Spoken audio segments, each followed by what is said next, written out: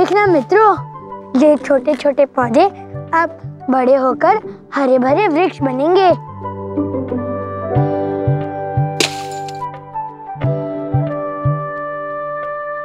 ये पत्थर कहाँ से आया? ये पत्थर कहाँ से आया और किसने फेंका? ये मैं भली बात ही जानती हूँ। अभी बताती हूँ कान्हा को। कान्हा, तुमने मेरी मटकी फोड़ी? नहीं राधा, मैंने तुम्हारी मटकी नहीं फोड़ी, सच में।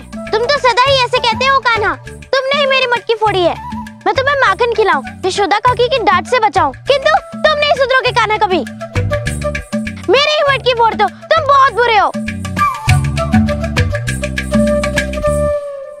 राधा सुनो तो। नहीं सुननी मुझे तुम्हारी बातें। इन बातों में बहला फुसलाकर मुझे मना लेते हो। राधा, मैंने तुम्हारी मटकी नहीं फोड़ी। मैंने कुछ नहीं किया राधा, तुम्हें अपना आरोप वापस लेना होगा।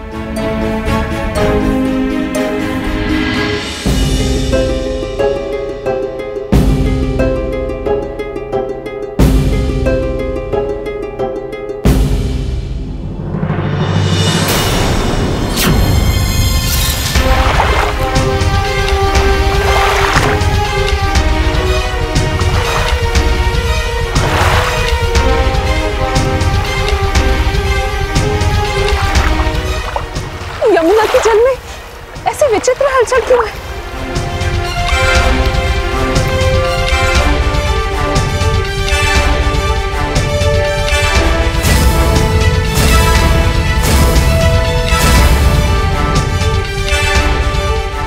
यशोदा बहन,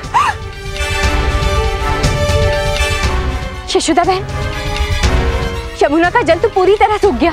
ये कैसे हो सकता है? यमुना का जल तो कभी नहीं सूखता। चिंतित होने से समस्या का समाधान नहीं होता है, हमें इसकी समीक्षा बैठक करनी होगी। किंतु आर्य, बिना जल के तो हम सबके जीवन संकट में पड़ जाएंगे। बिना जल के रहना एक दिन भी संभव नहीं है नंद जी। साथियों, तब तक के लिए हमें जल के किसी अन्य स्रोत का प्रयोग करना होगा। वृंदावन के अन्य जल स्रोतों में जल बहुत कम है नंद भैया। इस समस्या का एक उपाय है नंदी।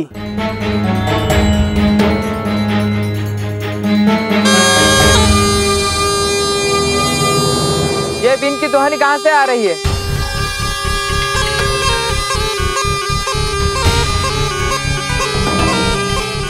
ये ध्वनि तो धीरे धीरे कर्कश और अशांत करने वाली है।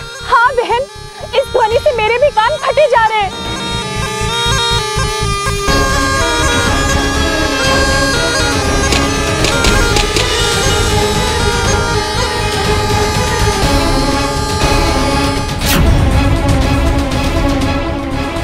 रुको, तुम सब लोग वहां नहीं जा सकते। वो क्षेत्र मात्र हमारा है। अगर वहां जाने का दुस्साहस किया तो इसका परिणाम बहुत बुरा हो सकता है।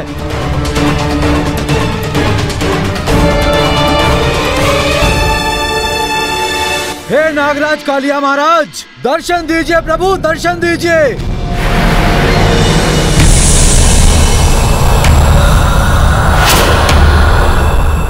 हमसे क्या भूल हो गई नागराज कालिया? आप इतने कुपित क्यों हैं महाराज? ये मेरे शयन का समय है, मुझे क्यों जगाया तुमने? क्षमा कीजिए नागराज, क्षमा कीजिए, हमसे बहुत बड़ी त्रुटि हो गई।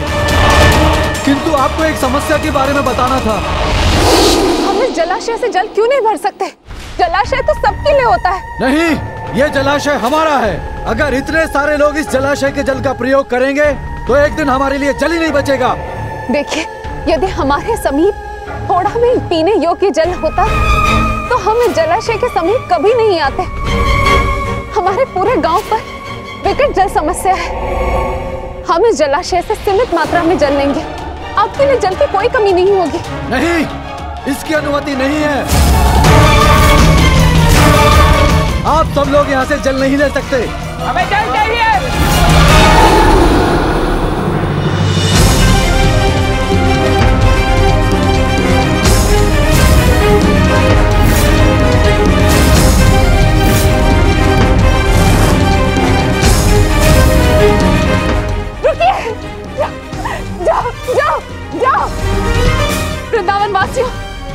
अब ये युद्ध समाप्त कीजिए।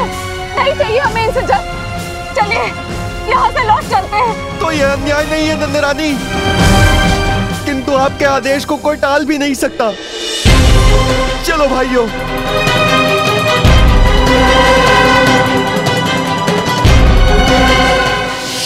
हमें आपकी सहायता की आवश्यकता है। कैसी सहायता की आवश्यकता है तुम्हें? बोलो। वृंदावन वासी जल के लिए पुनः आ सकते हैं नागराज। तुम सबको मेरे होते हुए भयभीत होने की क्या आवश्यकता है? अगली बार जब भी ऐसा कुछ हो तत्काल मुझे सूचित करना।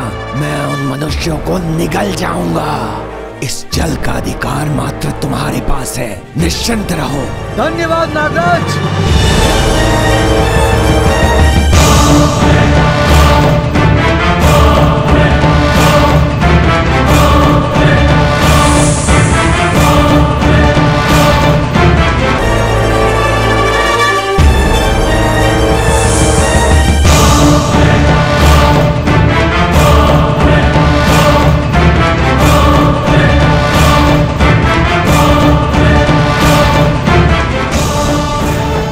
पात्र के आसपास के सभी क्षेत्रों में मेरे विष का प्रभाव फैल चुका है। अब जो भी मनुष्य इस पात्र के निकट आएगा वो नहीं बच पाएगा।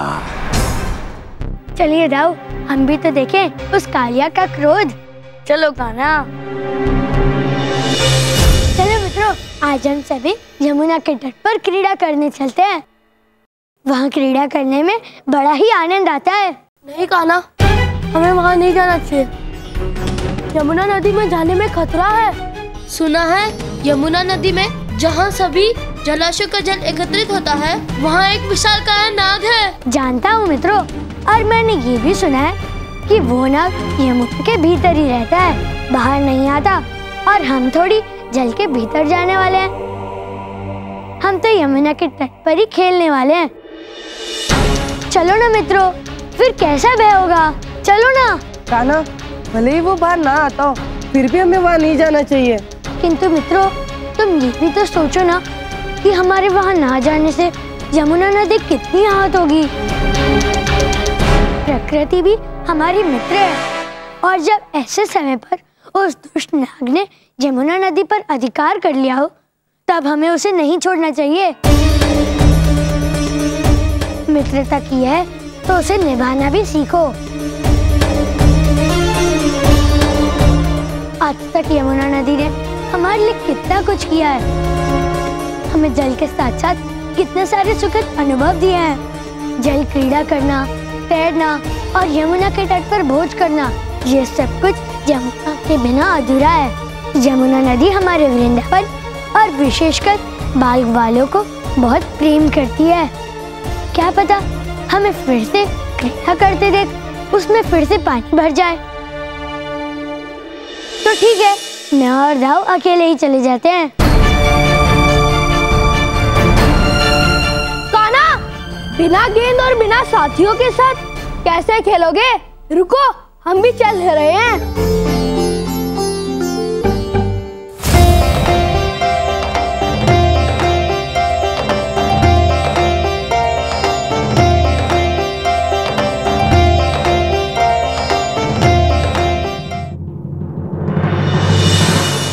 ये गेंद तो झाड़ियों में जाकर गिर गई।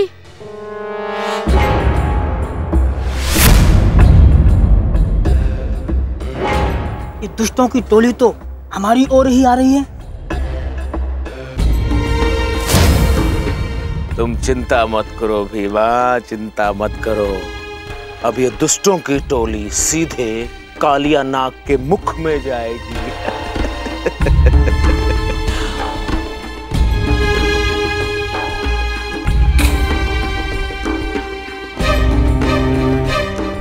अरे ये क्या किया सेठ जी? गेंद यमुना में फेंक के आपने आग भड़का दी।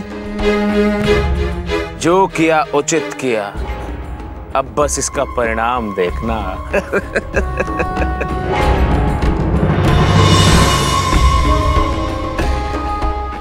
कान्हा, देखो हमारी गेंद यमुना के भीतर चली गई है।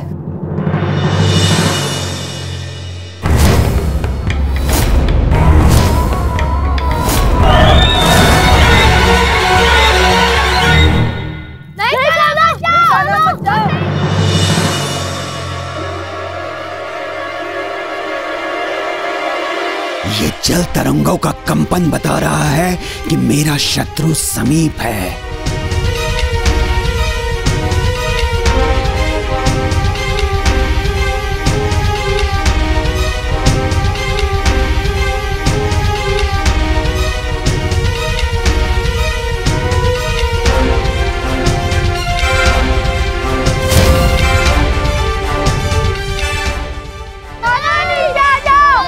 मुझे गेंद लानी होगी मित्रों, अभी भी खेल अधूरा है। कान्हा रुको, हम दूसरी गेंद ले आएंगे। कान्हा, जल में जाना उचित नहीं है।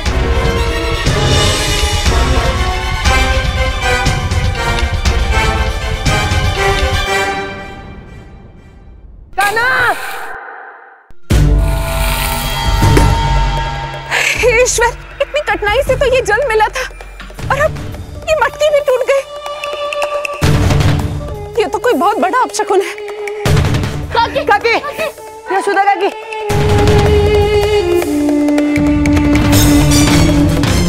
काकी, वो कान्हा, क्या हुआ कान्हा को? कान्हा अपने तट के जलाशय में कूद गया, जिसपे कालिया नाग है।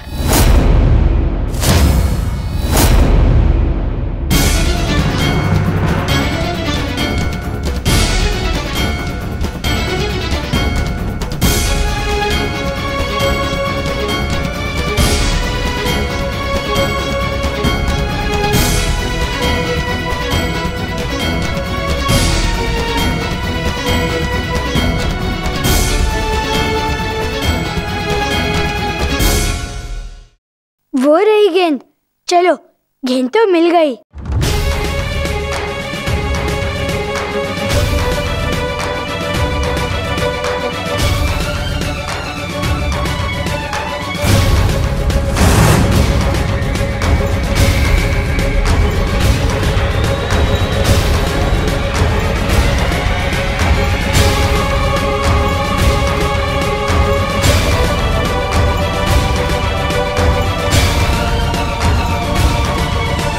तुम हो कृष्ण? हाँ, सही पहचाना, मैं ही हूँ कृष्णा, और मैं तुम्हारा काल भी हूँ। दुस्साहसी हो तुम, ये तो मैंने भी सुना था, किंतु विश्वास नहीं हुआ कि तुम यहाँ जल में, मेरे साम्राज्य में, मेरे क्षेत्र में मुझसे भिड़ने आ जाओगे। ये दुस्साहस नहीं है कालिया, ऐसा तो मैं प्राय ही करता हूँ। तुम्हारे दुस्साहस का प्रति उत्तर है ये। तुमने मेरे वृंदावन का विनाश की असफल योजना बनाई थी ना? योजना तो अब भी सफल होगी। पहले मैं तुम्हें मारूंगा, फिर तुम्हारे वृंदावन को नष्ट करूंगा। अब तुम कुछ नहीं कर सकते कालिया। अब यमुना में तुम्हारा राज्य नहीं रहेगा। अब तुम्हें यमुना छोड़कर जाना ही होगा। मैं तो तुम्हें सावधान कर रहा हूँ, और अब भी तुम्हारे पास समय है। यमुना को छोड़कर चले जाओ कालिया। काका, काका, कान्हा यमुना की नदी में कूद गया, जिसमें कालिया नाग है। क्या? कान्हा उस जलाशय में कूद गया? कान्हा! मैं यमुना के तट पर अपने साथियों के साथ खेल रहा था, तब मेरी गेंद यहाँ आ गई।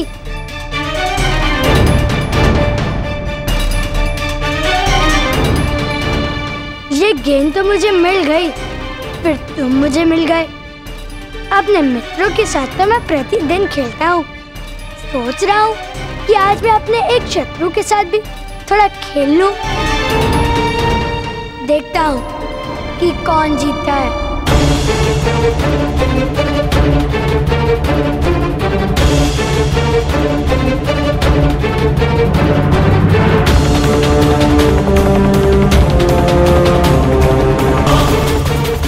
ये क्या किया तूने बालक? मुझे गेंद से मारा।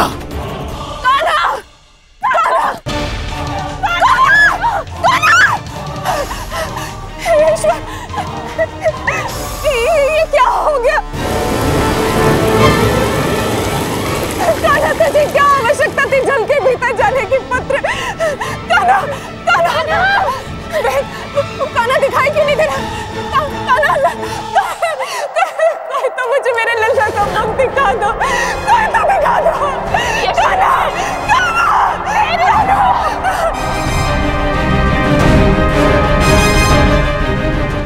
मैया,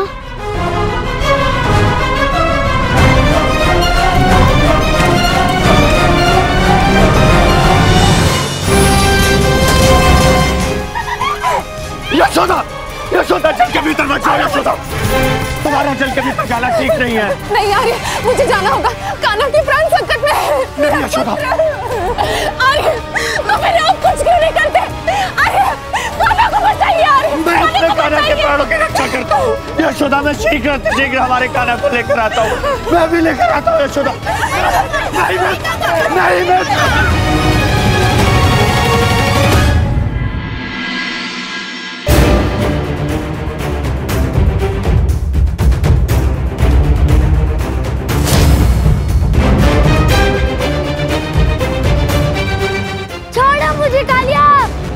तुझे बताता हूँ, मुझे मेरे ही साम्राज्य में आकर ललकार रहा है।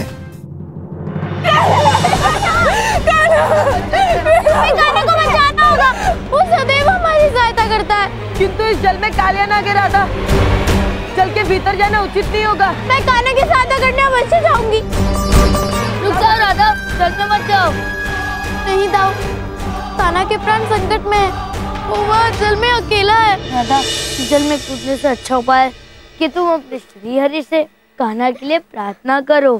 तुम तो कहती हो कि वो तुम्हारी हर बात सुनते हैं, तो तुम्हें किस बात की चिंता है? देखो, मुझे तो श्री हरि पर भी विश्वास है और अपने कान्हा पर भी, इसलिए मैं चिंतित नहीं हूँ। देखना, कान्हा कुछ क्षणों में यही होगा। तुम बस श्री हरि से प्रार्थना करो।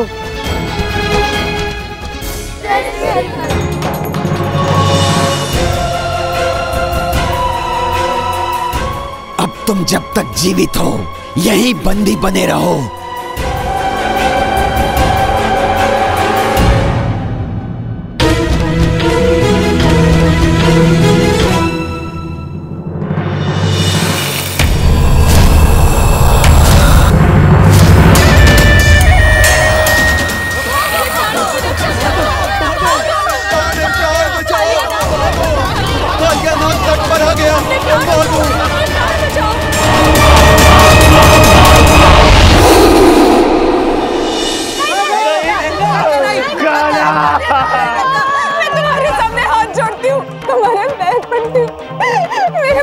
छोड़ दो, मेरे पुत्र को छोड़ दो, चाहे तो मेरे प्राण ले लो, मेरे पुत्र को छोड़ दो।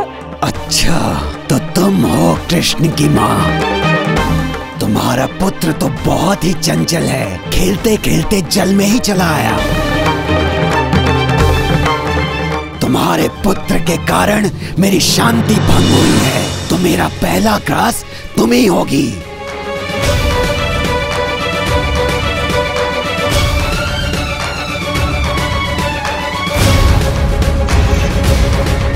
ये क्या हो रहा है? भीतर से कौन सी शक्ति मुझे खींच रही है?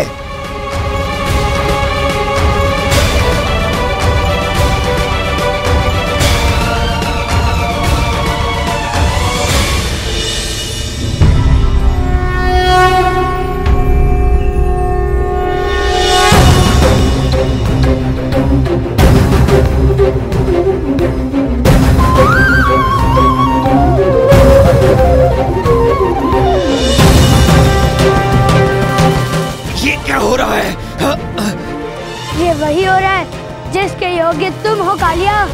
अब तुम मेरे नियंत्रण में हो।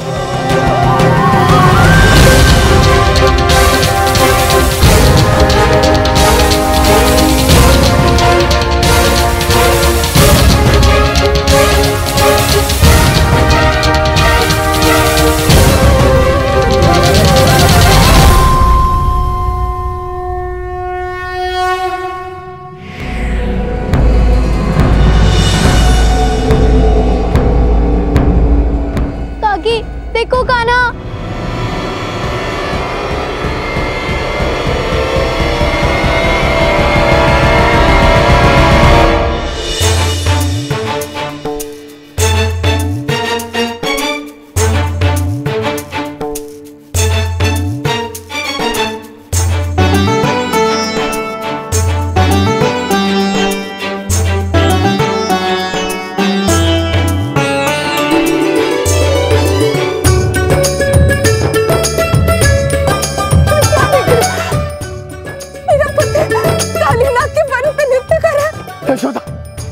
मेरे नेत्रों पर विश्वास नहीं हो रहा है।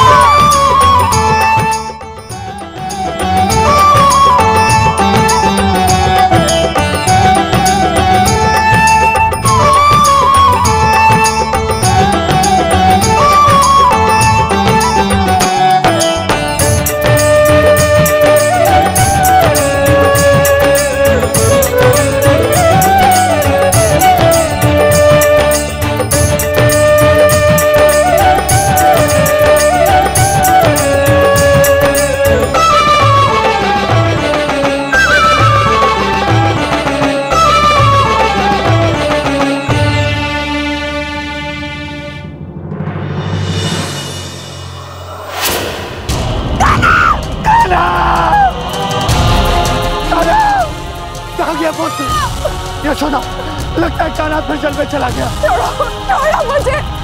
आर्य, अरे कान्हा को बचाइए, कहीं वो नाग पे हमला न कर दे।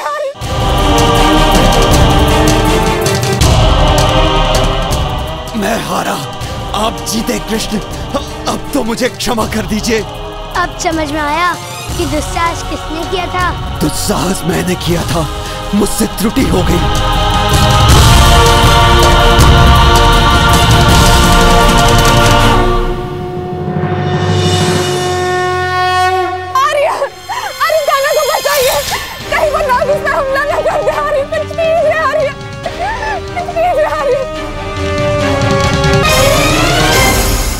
एक बात तो निश्चित है कि आप कोई सामान्य बालक नहीं हैं।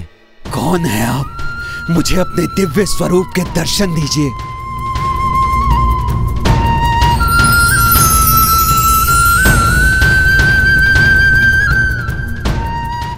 हे हरि, मुझे क्षमा कर दीजिए, मुझे मारिए मत।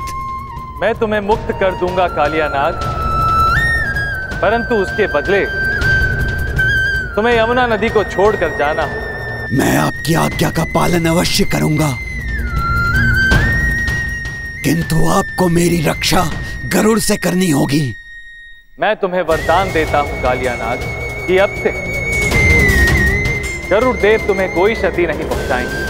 मेरे पद चिन्ह तुम्हारे फन पर अंकित हो गए, अतः तुम अपने पूरे परिवार से यमुना नदी को छोड़कर समुद्र में चले जाओ। वहां तुम सुरक्षित रहो और तुम्हारा परिवार वहां फलेगा फूलेगा। धन्यवाद श्री हरि। अब मैं अपने परिवार के साथ समुद्र में जाकर निवास करूंगा।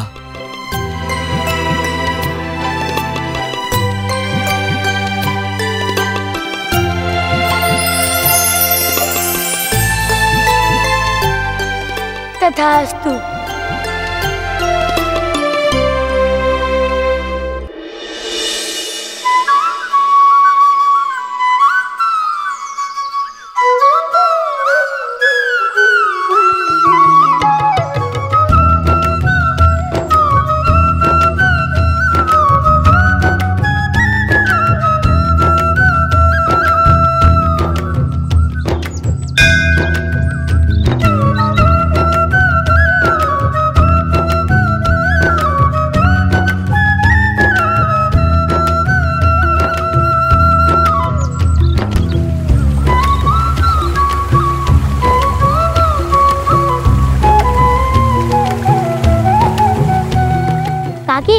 कान्हा की बांसुरी के स्वरों से तो ऐसा लगता है कि सब कुछ ठीक हो गया है और कान्हा ने नाग को भी नियंत्रित कर लिया है।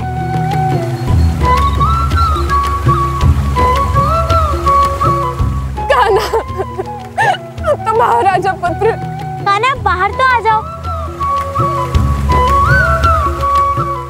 कितनी प्रतीक्षा कराओगे हमें?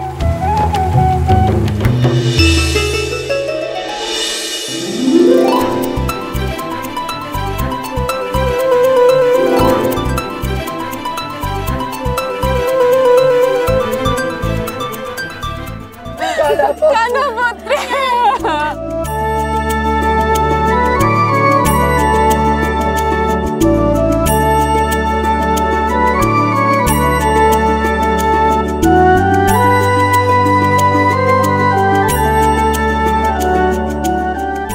तू ठीक तो है पुत्र? बाबा